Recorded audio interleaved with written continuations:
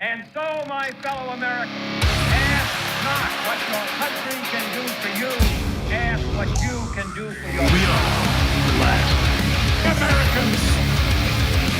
We are the last Americans. We are the last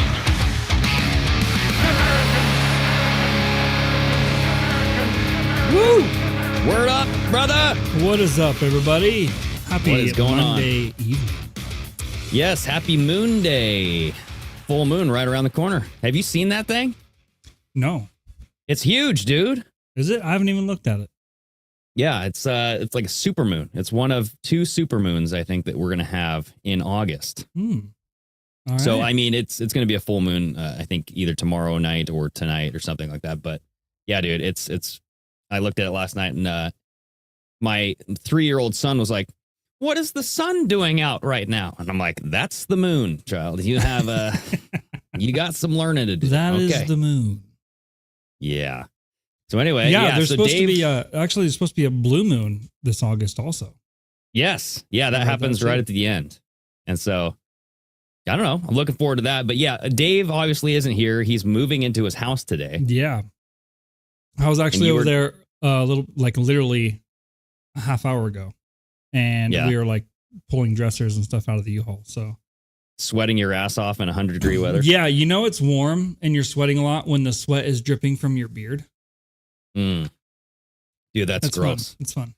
That's one thing about Texas that I do not envy you guys about, because it's like the humidity, the heat, I can't do it. I mean, but when I was there in like the April, that was good. That was nice weather right there. I mean, even though it was raining, it's hot.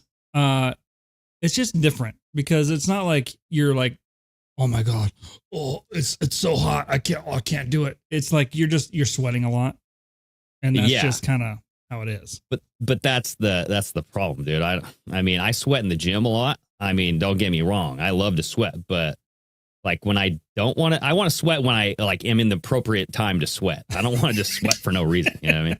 Well, I mean, if you're just standing there, I mean, yeah, I guess you are sweating a little bit, but definitely not as if you're like, if I'm like scrubbing the pool or raking leaves or something, I'm definitely sweating a lot more. Yeah. Some sort of effort. Yeah. Well, anyway, so yeah, we got some good juicy topics to talk about today, you guys. Before we get started, make sure to like and leave a comment and subscribe to all of our channels. We're on YouTube right now, so go ahead and leave a thumbs up. If you're on Apple or Spotify, leave a 5-star rating. Anywhere that you can leave us a 5-star rating, go ahead and do it, man, because it helps us climb those charts, helps that algorithm. Yeah, go hit every star you can, and also share it with a friend. Ooh, share it with a friend. You guys can listen together, and then you can share. He can share with his friends, and then it just grows and grows and grows. It's like an STD, just show it until you grow it, and then a good one. Spread it.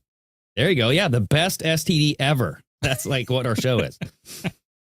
So yeah, where do you want to start today? The big news, the Hunter Biden stuff? Yeah, I mean, might as well. That's what everything's going off of right now, right?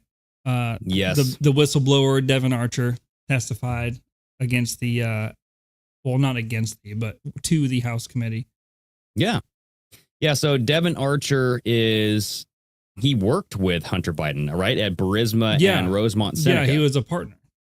Yes, and so he was this longtime friend and business associate of Hunter Biden. He testified in front of the House Oversight Committee today, and there was some news that came out, and a lot of people were speculating that he wasn't going to make it because what happened this weekend is the DOJ came out and they were trying to like arrest his ass or like, try to make it so that way he didn't show up on Monday. Yeah, like I've heard several like versions of this. Did they actually like have an arrest warrant for him? Because I read also that they had just sent a letter. Yeah, that's what it was. It was a letter on Saturday morning. You just need to report to prison.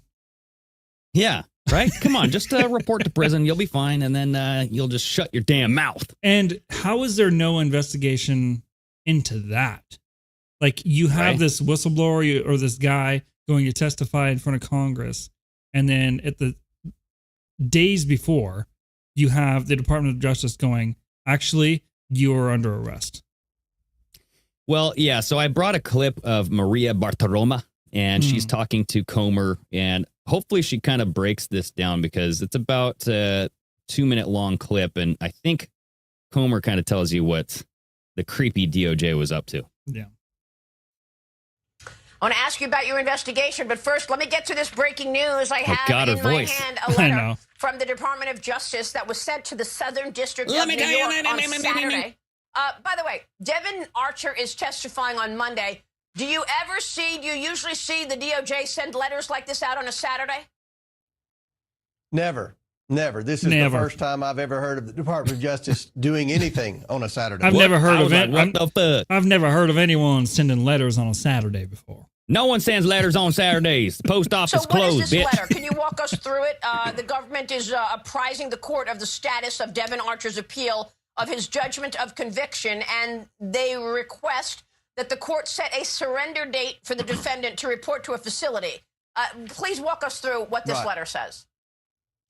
Yeah, the letter from the Department of Justice is trying to nudge the judge to go ahead and sentence Devon Archer for something unrelated to what we're going to be talking to him about tomorrow. It's odd that it was issued on a Saturday, and it's odd that it's right before he's scheduled to come in to have an opportunity to speak in front of the House Oversight Committee and tell the American people the truth about what really went on with Burisma.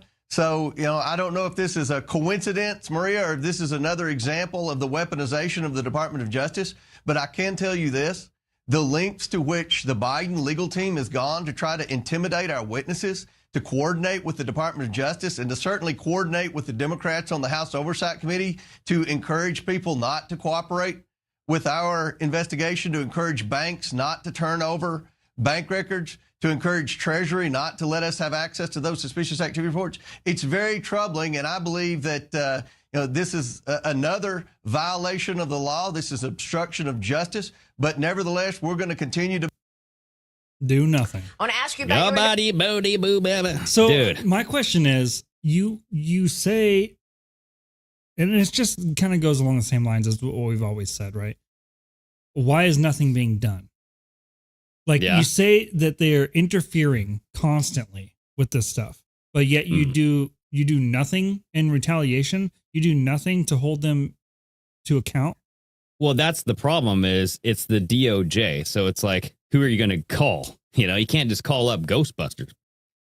It's like who puts the DOJ in trouble? Like, you know what I mean? Like, what's the chain of command there?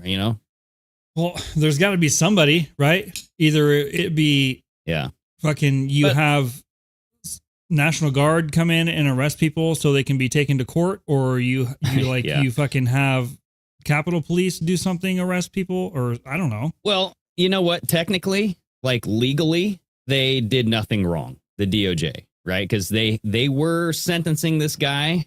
He did something wrong, and he's serving some time in prison, from my understanding, this Devon Archer guy.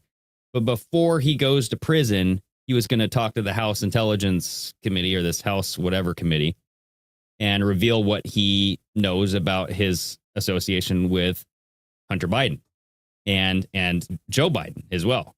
So, I mean, technically, they didn't do anything wrong. It's just, it's out of the norm, and it looks really freaking sleazy because you're just trying to shut this guy up before he goes and testifies, right? Yeah, but that's the thing too. Like, you've known that he's going to testify.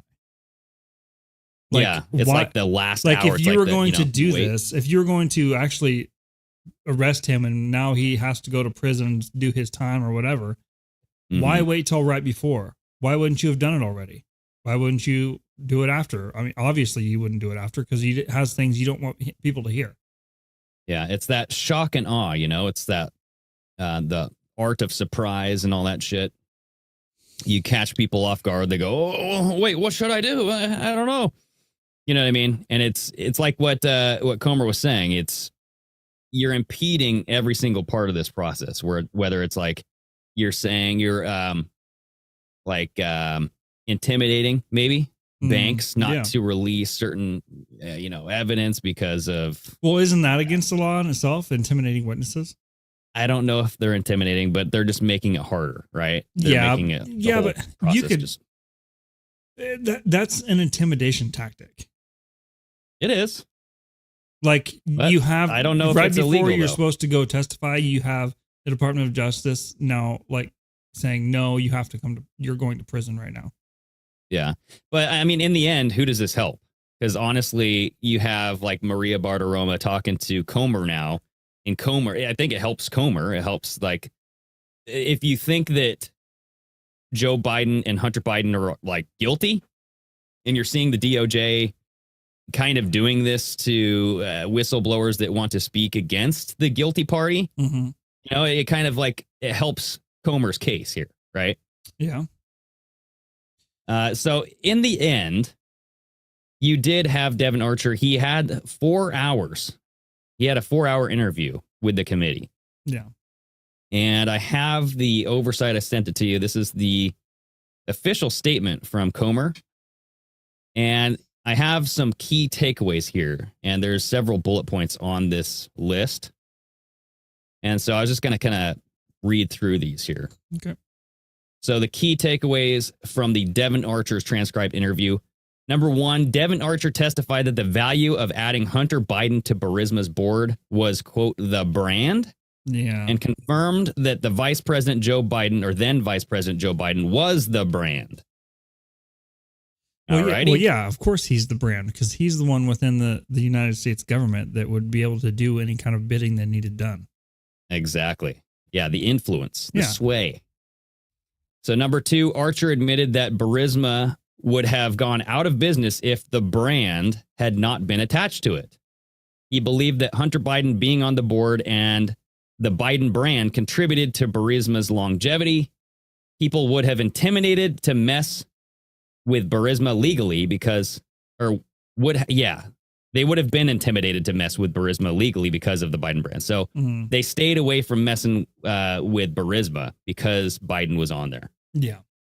Well, However, and- if you read that, though, it says he believed. Okay, so there's nothing hard yeah. proof there.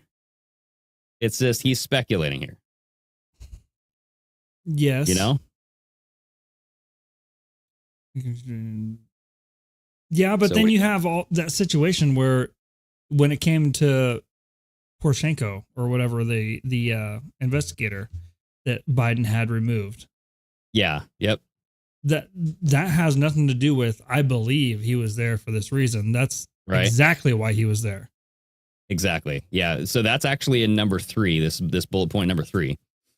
So in December 2015, Mykola Zolchevsky, the owner of Burisma, and Vadim Bazarsky, an executive of Burisma, placed constant pressure on Hunter Biden to get help from D.C. regarding the Ukrainian prosecutor Viktor Shokin. Oh, it's Shokin, not Poroshenko. Sorry. Yes. So Shokin was investigating Burisma for corruption. Hunter Biden, along with Zolchevsky and Pazarsky, called D.C. to discuss the matter.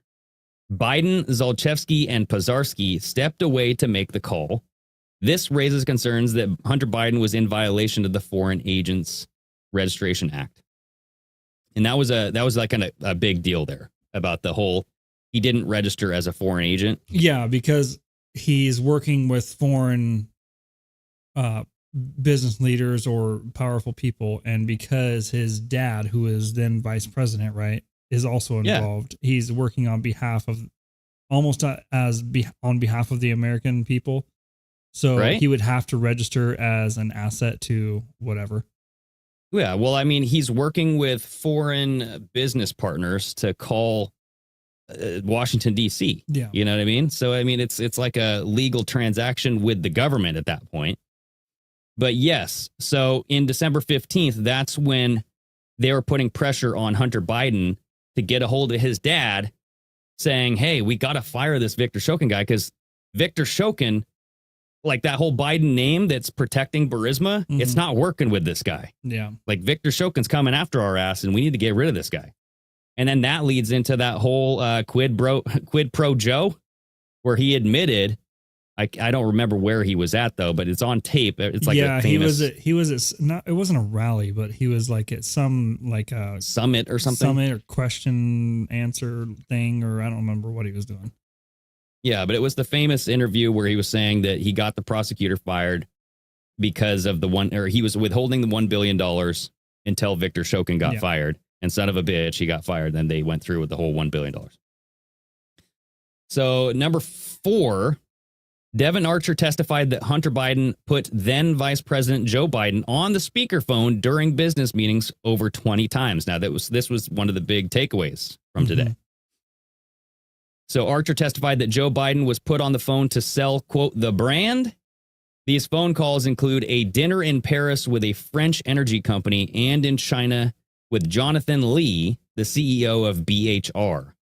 And this kind of contradicts the whole thing where Joe constantly said on the campaign trail, I have never talked to anybody with Hunter's business deals. I have nothing to do with Hunter Biden. I don't know anything. Except you were sending on phone calls or in person at least 20 times.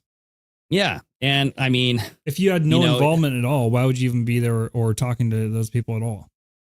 Exactly. Right. So you're getting contradicting things, but like it just fits the model of Joe Biden's a consistent pathological liar. Yeah. He's lied about. I mean, there's YouTube reels where you can just watch and it says like lie after lie after lie after lie. And it dings every time Joe Biden lies. Yeah. Like he lied about like his college education, his degrees that he got, being at the top of his class, where he grew up, like what. Like his uncle or grandpa being in the coal mining industry, all that shit, corn pop. Yeah. All that. You know what I mean? And one of the funniest clips that I ever seen was Joe Biden was on Jimmy Kimmel or like one of those late time shows. And he admitted that he lies to make the story more interesting sometimes. Oh. You know what I mean? Well, he's a politician. He's a career politician. Like he's a career liar. Fucking been there and telling people what they need to hear to get what he wants done for decades. Exactly. And doing the complete opposite behind people's backs. Yeah. That's the name of the game. So number 5, Archer acknowledged that then Vice President Biden had coffee with Jonathan Lee, the CEO of BHR, in Beijing.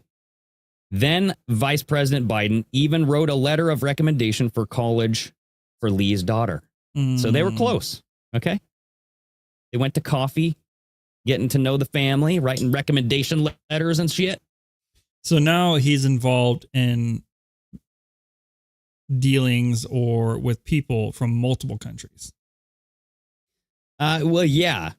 I mean, because that one of BHR, I don't know. What is that? Is that I don't know what that is, but he was in Beijing. And then Burisma isn't in Beijing, is it?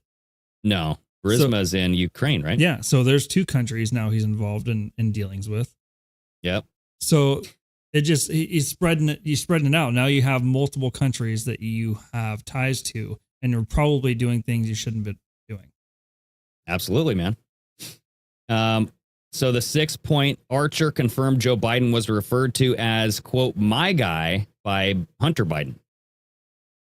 So this kind of fits the whole model of the big guy. Hunter Biden's now calling him my guy. Yeah. I don't know. It's kind of like a commonly it's funny that he would say that because like he's going, oh, I got my guy over here in the that's my US guy. Government over here can get some stuff done. Really, it's his dad.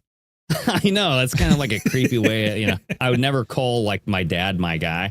My guy in DC. I guess if I was trying to be super surreptitious and frickin' like cokehead sneaky about it. I guess. So this last little bullet point, it says, in spring of 2014, then Vice President Biden attended a business dinner with his son, Hunter, and his associates at the Cafe Milano in Washington, D.C. Elena Baturina, a Russian oligarch who is the widow of the former mayor of Moscow, attended the dinner. Notably, the Biden administration's public sanction list for Russian oligarchs does not contain Baturina. So she was there at this dinner talking to them about who knows what. And was left off the list of people that were actually supposed to be there. Yeah, well, like right now, his current administration the public sanctions list for Russia oligarchs does not include her. So she's not publicly on a sanctions list. Yeah. You know, but Russia's the bad guy. You have all of these, people going over there. Blah, blah, blah. But I know there's a lot of oligarchs that aren't on that list either. There was another one who is heavily tied up in like the whole Illuminati stuff. I know that's weird, but like he was married to, I believe, the wife of Chris Cornell, or the Chris Cornell's wife had a maid of honor who was married to this Russian oligarch. I can't remember his name, but there's like some ties there where, yeah, I think Chris Cornell got caught up in that kind of stuff too. So this is the whole thing. There's a clip of the Biden talking to Hunter Biden's associates or something 20 times that I sent you. It's just a clip of Fox News. Yeah. So they kind of discuss it here. This now, Jillian. This is intriguing to our viewers at home. Archer tells the House investigators that Hunter Biden have greater success in the business. Archer tells the House investigators that Hunter Biden put then VP Biden on a speakerphone more than 20 times to sell, quote, the brand, in parentheses, in business conversations. And Chad goes on to say that Archer testified that there was a value of adding Hunter Biden to Burisma's board, was the brand. Burisma is the energy company out of Ukraine. The argument was that then Vice President Joe Biden brought the most value to the brand. There's that phrase yet again. Archer also stated that Burisma would have gone under if not for the brand. Wow. In December of 2015, the owner of Burisma, gentleman, the CEO who ran the company, placed constant pressure on Hunter Biden to get help from Washington, D.C. regarding the Ukrainian prosecutor, Viktor Shokin. To tie this all together, sounds like this he's energy just, company, Jill. Yeah, just doing the same shit. He's just, reiterating. Why the do whole all thing these guys have like the fucking slicked back hair? Dude, it's the look, man. Like they all do. Like why? Yeah. That's not a. Well, I mean, just because if I ever became like some kind of big time business guy, like I'm a mover and shaker of the world, I'm not slicking my hair straight back like that. Not doing it. Okay. Well, I mean, hey, you do what you got to do. Okay. Well, there's other looks. Code. Why don't you change it up a little bit? Like maybe a mohawk or something. What are you thinking? No, I'm not thinking like a mohawk. But what if you like? Why can't one of these guys be like super dapper and like go back to like the 30s and 40s style look where they have the shaved sides and like doing like a side comb and they're like got the beards and like looking badass. Why do you always got to look like a politician? Yeah. I mean, yeah, it's like you look the shaved side look, you know, that's like Boardwalk Empire, you know what I mean? You look like you're running for office in California. Yeah. Hey there, or like a car salesman or something. Yeah. Oh, have you seen the new Mitsubishi that's coming out? Oh, great horsepower on this bad boy. Come on in. Let's take a test drive. Yeah, they all look like that. Completely shady. Yeah. Well, I mean, they're, asset owned. Who owns Fox News, right? Yeah, well, I'm not talking about just the guy on like Fox News, but I'm talking about Archer. He has the slick back hair. Then they had that picture of Hunter Biden himself. When he's doing his work, he's got his slick back hair. Joe Biden does his slick back hair. Yeah, that's true. It's like their mob look. It's like a tell. Like, hey, are you in the club? Yeah. Yeah. AP in the chat says modern greasers. Yeah, if you think about it, come on now. Maybe. But not really, because they're not cool, because the greasers were freaking cool, right? They were. I mean, I'm sure they're cool in their own little circles, maybe. That's true. Hey, who's the coolest? Look at that guy's hair. I wonder if they talk about it. They're like, dang, dude, you see that guy's hair? Man, Hunter Biden's hair looks on point tonight. He's serious. Damn, dude. So yeah, that's the whole thing with Hunter Biden. Do you think this goes anywhere? What are your thoughts, Chris? I think it does go a little bit farther, honestly. I think they've already announced that they're going to have more witnesses testify that are involved in this. I think they've already got like in contact with him or something like that. I'm not sure exactly on that, but I did see like that the House committee came out and put out said something about they're having more witnesses come talk now after this one. Yeah, it seems like the plan right now that the House committee is trying to do is verify and just say, look, Joe Biden was part of Hunter Biden's schemes. Right? That's what they're trying to do. And they're trying to get 100% evidence out there, because there was a lot of, I believe, he said, he was on the phone, with not a lot of physical proof, right? It's circumstantial evidence at this point. So what I'm thinking is going to happen is that there's going to be some physical evidence that comes out soon. Maybe some like video footage, right? Or somebody recorded conversations. Yeah, recorded phone calls. Yeah. Because that's another thing. If he was on speakerphone more than 20 times, somebody had to record something, right? Yeah. Well, and then the phone call that Joe Biden made to Poroshenko, I think then the guy who ran Ukraine before Zelensky, remember that phone call he was on, like with Poroshenko saying, like, you know, I really want to thank you for what you did. And Poroshenko was the one who recorded it, because you could tell he was much louder on the call and it sounded like Joe Biden was on the telephone. Yep. And I think like Poroshenko kind of did this as blackmail on Biden. He just was like, yeah, I fired the guy for no reason at all. I do what you say. I fire him. I will get the $1 billion. Yes, you're happy. You know what I mean? Yeah, I think something else is gonna come of this. Obviously, it's like every fucking week there's something else damaging to the Biden family that comes out. Every week it's like, oh, there's this whistleblower says this. Oh, there's this documentation over here now. Oh, there's these conversations that happened we have proof of. There's probably gonna be something, either they're gonna have more people come to testify and more things are going to line up. And then someone's going to come forward with something that like is going to be like, oh shit. It'll take down the House, bro. Like I see it kind of going in that direction. I don't know if it'll actually happen or not, but eventually all this has to hit a wall sometime. It has to. There has to be an end point. There has to be a point where boom, there it is. It can't go any further. Now we have to do something about this. Yeah, I think it's going to be a whoop. There it is. I think that's when everybody goes, whoop, there it is. Whoop, there it is. And then Biden does that like dirty shuffle and he backs himself into a jail cell. Yeah. You know, he just like gets handcuffed.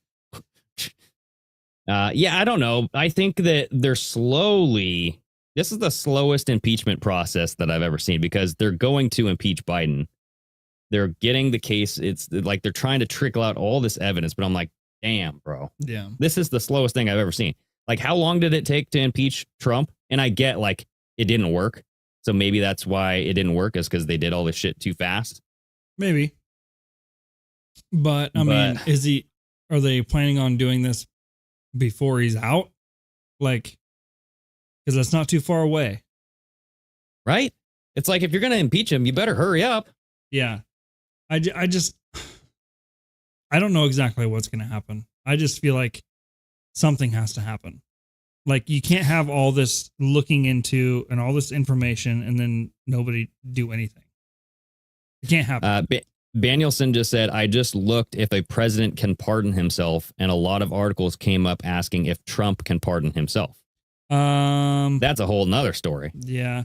I've read going back to Hunter Biden real quick, just to end my thing on it. I think that if he does get arrested or indicted or something, I can definitely see Biden pardoning him. And that would be enough to impeach him. Pardoning Hunter? Yeah. Because think about it. If Hunter gets indicted and it starts this lawsuit and you have discovery and you find out, oh, Joe Biden, I mean, because that's why I think they're inviting all of these people to these House committees, because they know if they just indict Hunter, it will stop the whole thing. Yeah. You know what I mean? So they have to do all this stuff. It's kind of like a catch-22, because if they indict Hunter Biden, I think Joe Biden can just if they indict him right off the bat, they can't get the information on anybody else. Mm-hmm. Or they just can't get the information on Joe Biden. That makes sense to me. Yeah, they're trying to extract as much information about how much did Joe Biden know of Hunter Biden's operations as they can. And not just know, how much was he involved? For sure, yeah. Yep. And I don't know, like you're saying, that they're probably going to bring in more witnesses and all this stuff. But it's interesting because if that were the case, why wouldn't the dirty DOJ just indict Hunter Biden and get it done and end this? And then, like, if this were the case, I don't know if this is like the legal standing here where if you indict somebody and they get pardoned, then you can't pursue it. Mm-hmm. I don't know if that's the case. But if that is the case, why wouldn't the dirty DOJ just indict Hunter Biden and then Joe Biden just clears his name, pardons him right away, and then just end this? Yeah, because I think that would obviously make you look way guilty in the eyes of the public. For sure. Right? Because if they indict him and then he gets pardoned, obviously you're trying to cover something. You're trying to stop something from happening. I think everybody knows that Joe Biden's days as president are numbered, whether that be his ill health or whether that be his unpopularity or whether that be like his corruptness and criminality, right? Yeah. I think that if they know that his days are numbered and they're ready to just kind of roll with somebody else, just pull the plug on him. You know what I mean? Well, indict Hunter Biden and then he can pardon him. And then everybody goes, okay, well, now we're going to impeach you. Well, I think that's the thing. I don't think they have anybody else that would even hold a candle to anybody. There's no one in the Democratic Party that is even a prospect of running that has any kind of numbers that would stand a chance against anybody. Yeah, I know. But I mean, as far as not having this in the news and not having this clog news cycles, because you don't want this in the news. I'm guessing as the Democratic Party, you wouldn't want this in the news. So why not just kind of do things to hurry it up and get it done with? It's like when you're losing the game so bad, like the slaughter rule, and you just give up. Like if it's like the first inning in baseball and it's already like 99-0 or something, it's like, whoa, bro. Yeah, we're done. You guys are just keep on hitting those home runs and we're just done. Yeah, I mean, I don't know. I mean, especially since your main competition has come out and even is under the same kind of attack lawfully. He's being indicted constantly. He actually came out and Trump, he came out and responded to this whole Archer thing. Mm-hmm. And he's like, this is not a good look for old Joe Biden, which means I'll probably be indicted again soon. Oh, yeah. Well, that is a thing, though, because everybody, like, even I know this is bad, but my wife has an Alexa plugged in. OK, mm-hmm. And it has like the screen on it where it's like popping up articles and it's like Trump to be indicted soon or, he's going to be indicted again soon. And I mean, even he's saying it. Yeah. So but that's like we've known that like they're going to go after him for the January 6th stuff. They're going to go after him for the Georgia stuff, the Georgia voting stuff. So, I mean, he's going to be indicted at least 2 more times. That shouldn't be a shock to anybody. What are the odds that it happens this week?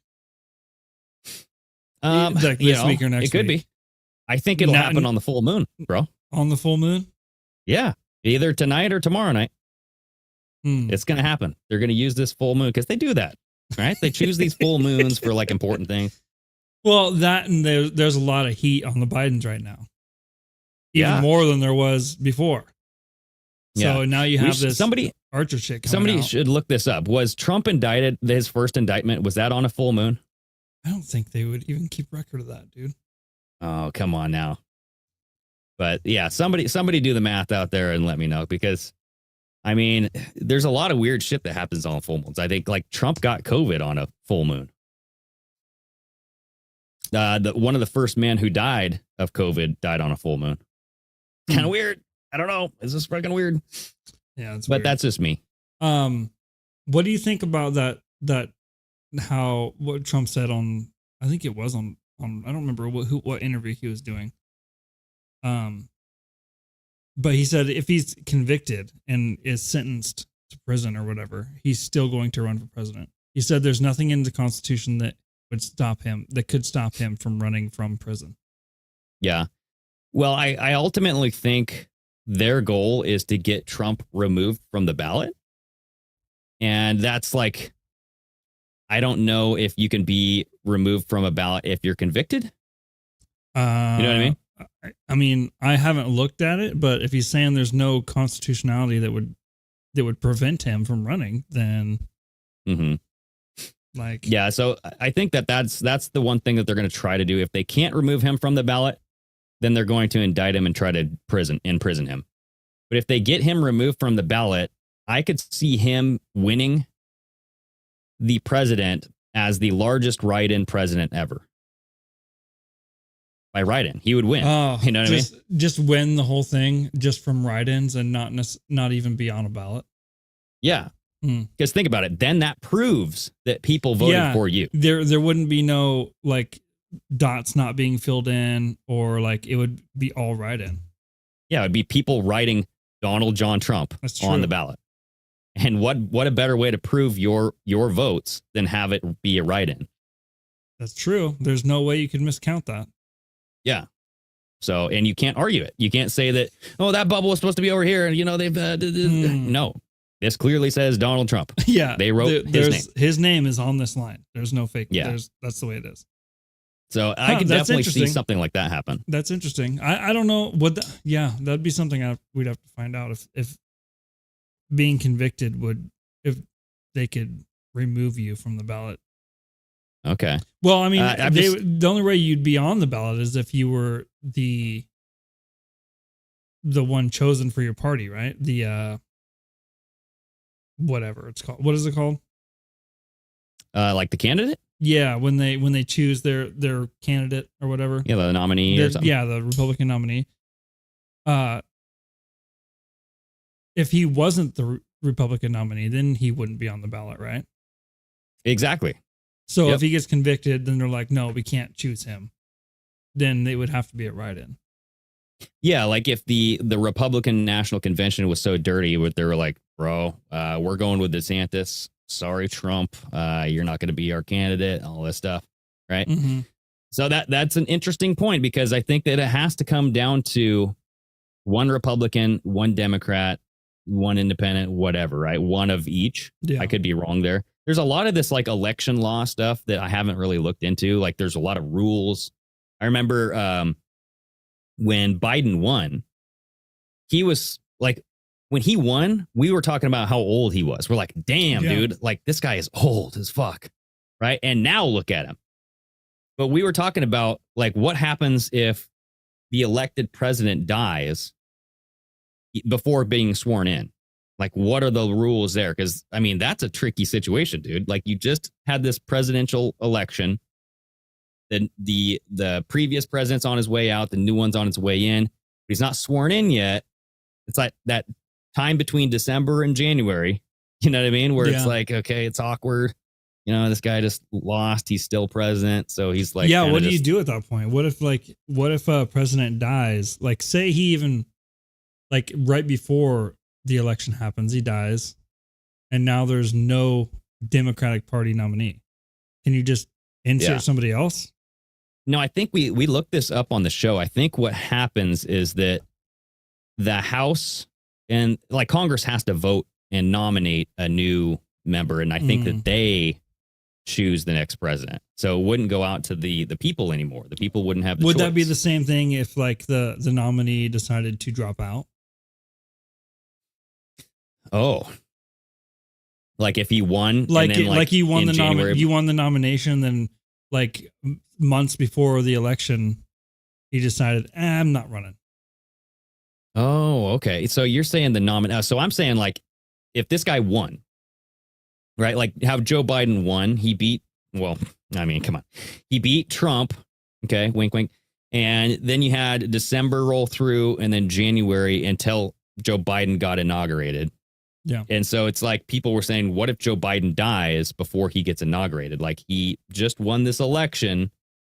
So, but he's really old. What happens if something happens? You know what I mean? Like who's our president at that point? And I think we looked that up. And I think that Congress has to vote on that. Congress itself would just vote in a new president Temporarily. I think that, yes, they'd have to figure out. I feel like they would just have to run another election, right? Yeah. You would think so. But we shall see. I just somebody in the chat here, who was this? This was Bex K. They said don't have sex during full moons. Oh, and so I asked, I'm like, why not have sex during full moons? And then Whitney says, because I will get pregnant. Okay. Yeah, Bex says bingo. All right. Yeah, I didn't know that. Miss Cupcake says full moon pregnancies last 2 years. Oh, yeah. Because that's what happened to Whitney. Yeah. Dude, I think I was born during a full moon. I looked up like full moons going back. Whitney says, oh my God, it was a full moon. She got pregnant on a full moon? Apparently. Damn, bro. That's hilarious. See? It's those cycles, you know? The earth knows. She had a time warp pregnancy. There you go. Dude, so I do want to kind of like pivot topics here and talk about Obama's chef. Oh, yeah, okay. Because we kind of discussed this on Friday. Everybody, on Fridays, we do a Patreon call-in show. They're off the chain. If you guys want to have the extra content and you want to support the show, sign up on Patreon. Yeah. Try it out. If you don't like it, you can always cancel. But if you try it out, you can join and call in and talk to us on Fridays. It's really fun. It is the shit. But we went kind of deep into this, at least for the first half of the show on Friday. But there's been some other kind of news here about Obama's chef, okay? Because he's been spotted at the golf course. This was like a viral photo. Yeah. If you scroll down a little bit, there's like a viral photo of Obama. People are saying that he had a black eye. He has bandages all over his fingers on his left hand, which is his dominant hand because he's a lefty. He's a lefty through and through, okay? But I don't know. Like with this, they reported it that he showed up in a green polo. Now look at that photo again. Does that look like a green photo to you? No, that looks yellow. Right? So what did they do to this picture? Did they and look at the grass. Obviously they took the green out of the photo. Yeah. So they're trying to make his eye look more like a black eye than it really is. I think that's just the natural look. I mean, maybe he had a black eye. Maybe. But I mean, who the fuck knows? Yeah. Well, so like the bandages on the finger, I think that might be sports tape. It is and sports tape. I was that's right. So that's a normal fucking this thing. Like the hand they don't wear the glove on, they always do the tape or the bands or something. Actually, exactly. One of our Patreon members has a company where they actually sell these things. Yeah, Peyton. Yeah, Peyton has these has like a company where or something. They put it on their fingers and they have them like, I don't know what exactly they do. I don't golf, but. Well, it supports, you can wear it during like tennis and all that shit. So it's like, it supports like your knuckles and your tendons and your bones and all that stuff. So like that tissue can get. 99% sure that's what that is. And it's not right. bandages on his fingers. Yeah. Yeah, that's what I'm thinking. And I think that like this photo gets thrown out there to make the conspiracy people look bad, right? Because what is odd, and what we discussed about on Friday is that the call log, the police station call log, like the 911 call log, for this specific call was blank. Mm-hmm. And there's a link to this. If you look in the article where it says call log, you can click on that and it will show you, so you can show the people where it's blank. And it's one of the oddest things because none of the other calls are blank. But just so happens that, someone drowned at the Obama's residence or somewhere close to Obama's house. And we have this blank frickin' space right there. See right in the middle? And so if you look at the column headers, that is the event type / disposition or dispo. It's whatever that means. So they left off what type of event type it was. Yeah. But I mean, you have all types of events, like a boat incident, a prop check, a medical emergency, 911 hang up, stolen motor vehicles, like, right? Yeah. It's like, why are you not listing drowning? Yeah, Why it not? doesn't make any sense why you wouldn't leave a description for what kind of call happened at that time. If if it's protocol to leave something like that on every single call, like you were, like that one's a report. Like the other ones are like CAD. I don't know what CAD stands for, but the other report ones have a small description of what it was. Exactly. So why I mean, wouldn't stuff that like one? Yeah, so like that is like evidence to me that I can like kind of dig on and be like, okay, that is odd. That's freaking, suspicious to me. I seen on Twitter today somebody actually said that it was Michelle Obama that called 911. Well, it was a woman. Was it? Yeah. So going back to this report here. So I just wanted to read a couple paragraphs before I read that one. But it says, according to the statement from the Massachusetts State Police reported by Mass Live, the unidentified paddleboarder tried to swim to Campbell, but tragically, quote, did not reach him in time. So somebody was paddleboarding with Campbell, but Campbell sank. Campbell's the chef, right? And after the failed rescue attempt, the individual managed to swim back to shore and alerted somebody who then called 911. So it says right here, a female made the initial 911 call who, as of 8:18 p.m., was actively searching for Campbell on a boat, per the Daily Mail. Now, here's where it's weird, because this is another thing that we talked about, is the distance of where the event took place and where the 911 phone call came from. Yeah. So this says, adding to the mystery, the call's origin was marked at Wilson's Landing, a popular paddleboard launch site roughly 2 miles from the Obama residence on Turkey Land Cove. This information contradicts the Massachusetts State Police records, stating that the first call originated from the Obama's residence. So that's interesting, right? I also seen a picture too of both Obama's daughters paddleboarding in that same area. Well, they all paddleboard. I know they all paddleboard. There's pictures but like of, if it wasn't Michelle, it said if it was a woman, if it wasn't Michelle and a call came from the residence, yep, was he paddleboarding with the daughters or with one of the daughters? Could have been. I mean, this guy was 45 years old. How old are the daughters? I don't know. But I mean, they could just be friends and paddleboarding and all that, you know?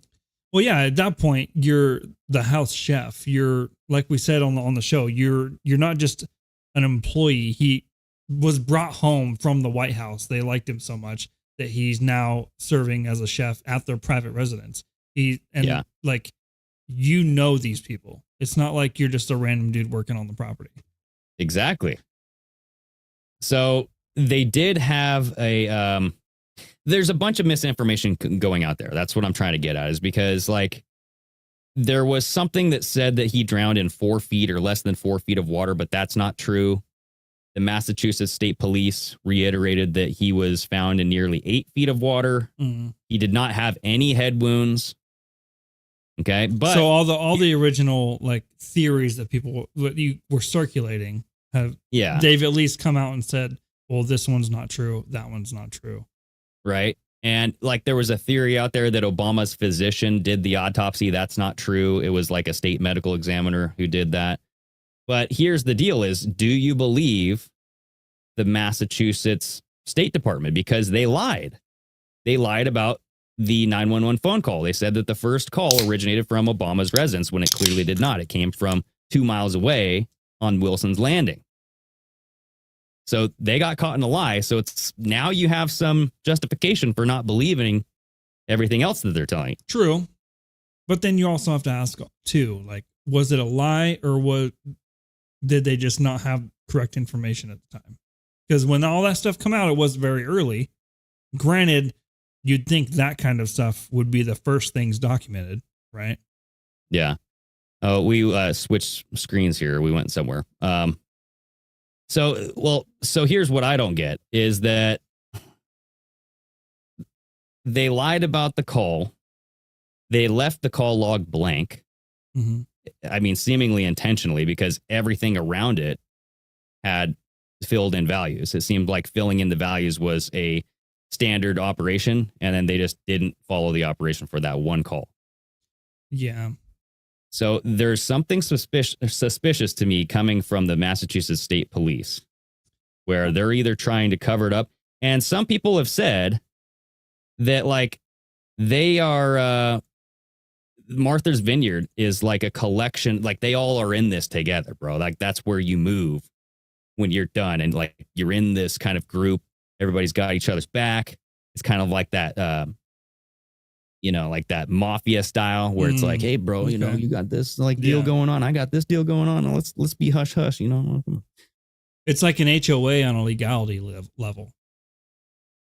Or just like a corruption. Like if, you know, if everybody's rich. You move here in this HOA and you never have to worry about anybody coming after you. We cover for everyone. Hell yeah. That's why they made such a big deal about it. When was it the Texas governor who sent all, or no, it was DeSantis who sent all of the illegal immigrants up to Martha's Vineyard? Yeah. Remember that? Yep. And they all were like, they were there in less than 24 hours. That's how quickly they got rid of those immigrants. Yeah. So it's like, we don't want anybody here. We don't want anything, any suspicion. We don't want anybody like nosying around in here because we got shit going down. We don't want anybody talking about it. Doesn't it seem like that? I mean, it seems the whole thing is weird, honestly. And for I just don't know this doesn't ever happen just to have, obviously it does happen. The Clintons and all those people have had their chefs die too, but I feel like just people dying around former presidents, for it to be this big of news, doesn't happen. And to have so much weird shit around it immediately. Yeah, it looks like a cover up. Right? I just don't know what to make of it. It's almost like Bob Saget's death.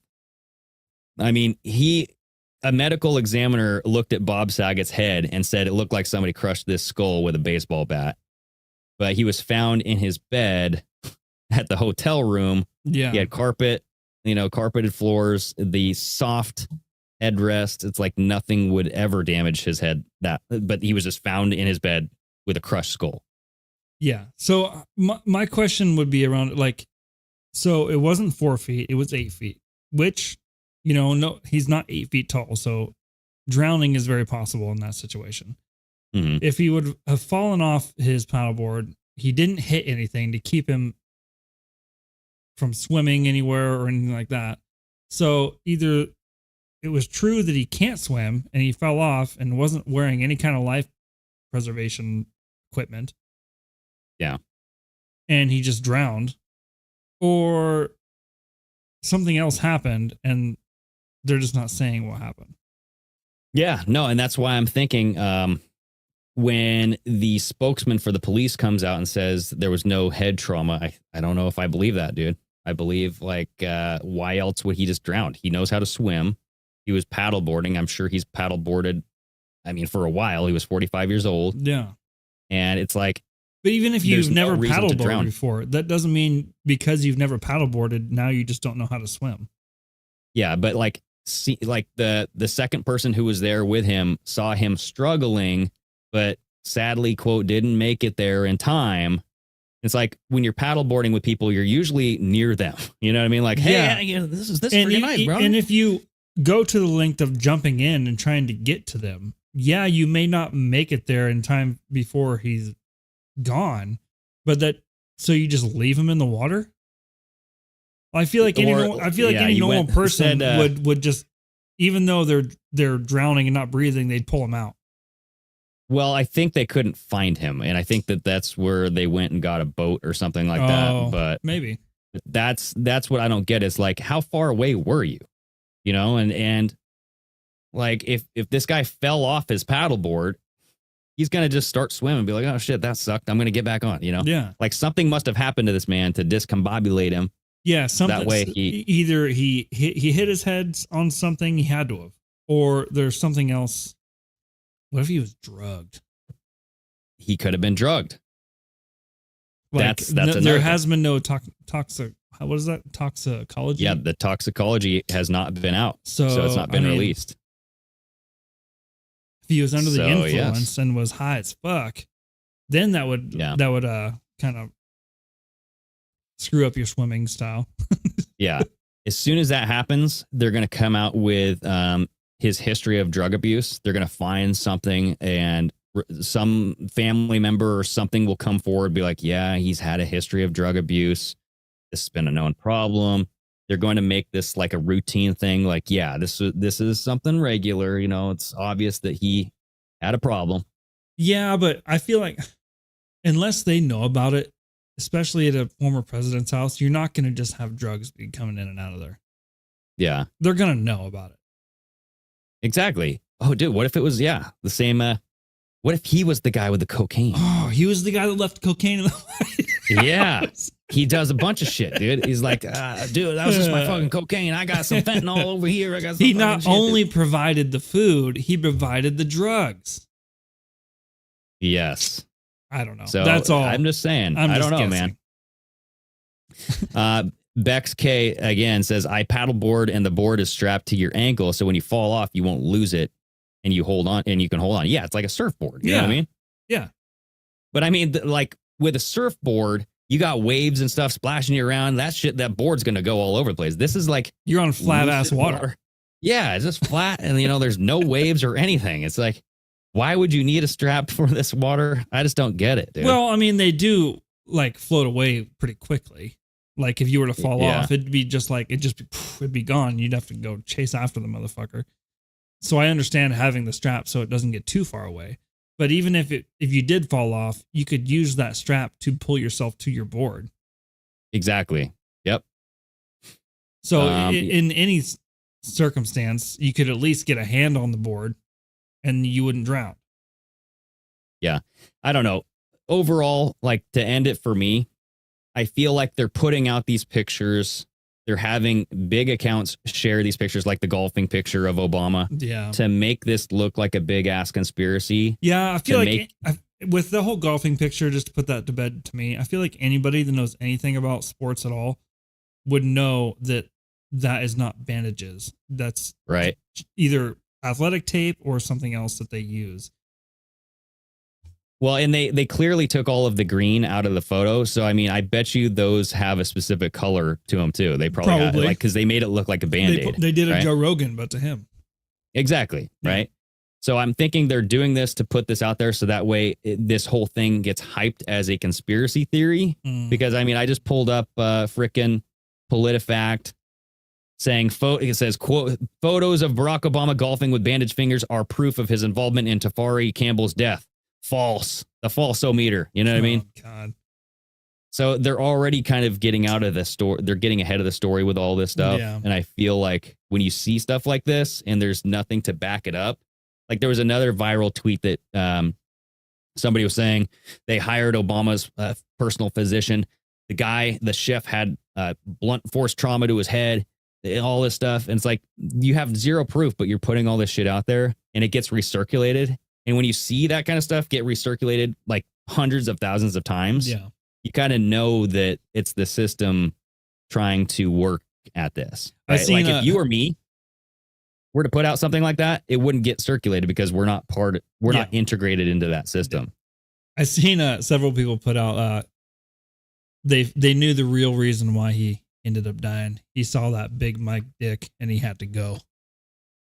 Yeah. He walked in the wrong room and saw it swinging. He got clubbed. That's probably what knocked him out. They just threw him in the water with his paddleboard. He was paddleboarding with Michelle Obama and she turned quickly and it swung around and smacked him. Yeah. It was like that scene. Remember that movie from the 90s, Road Trip or something? And then old man Ned had a boner because he took some Viagra and knocked over the lamp. Yep. It's just like that, dude. That's exactly what happened. We solved it. There you go. So I don't know. What do you guys think? Leave a comment. I don't know. Like, honestly, I don't trust necessarily fully what the police are saying because they got caught in one lie. Yeah, it's like, okay, well, you got caught in one lie, so maybe you might lie about something else. And why is the log blank? Yeah. Has anybody asked them about I that? I feel like if there's going to be any kind of coercion or corruption, the local police are going to be very easy. to do whatever you want them to do, especially if you're from Martha's Vineyard and you're a high profile person in the first place. Exactly. Yeah. Right. I feel like there's a big clique there. Everybody knows what to do. Yeah. It's like a lot of yes, sirs, yes, ma'am. We got this kind of crowd going on. So I don't know. Yeah. I mean, that's the way it goes in every single movie and TV show there is. The small town cops always cover for the big names. Right. Yeah, so let's keep an eye on it. And when that toxicology report comes out, I bet you, Chris, you're right. I think he was on drugs, quote unquote. There's going to be some I mean, I just threw that out of left field, so we'll see, I guess. Yep, I believe so. But yeah, anyway, thank you guys so much for joining. Leave a like, leave a 5-star rating, and help us grow this show, baby. Yeah, leave a like on this channel. Like it all you can. Blow up that like button. Leave a comment with any kind of theories or questions or comments you have down below, and share with everybody you know, you guys. There we go. Chris, cheersies, brother. Good show, guy. Later. All right, bye-bye.